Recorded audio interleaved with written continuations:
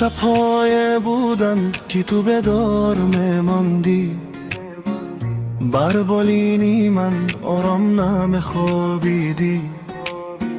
با دعای خود دردهایم را میبردی، خودگیری میکردی ولی با من میخندیدی.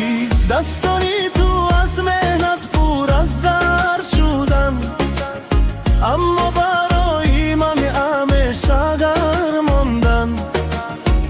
خود گرسنه ماندی تا من سر باشم، هزمه عمرت را برای من بخشیدی مادر. اگر یک روز دیگر تو دق شوم، باز در آغوش تو سر میمانم.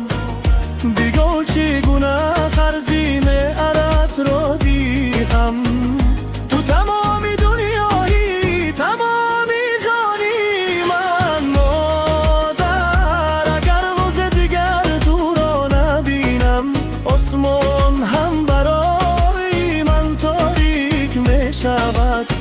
را دعایت در زندگی پنار است، به تو دلم مثل خانه خالی میماند.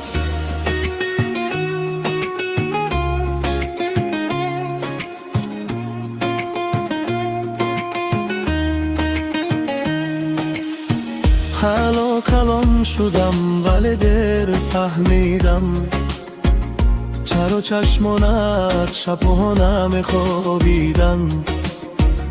هر یک مونی سفیدت قصه دارد، از غمی فرزند و از عمری گذشته.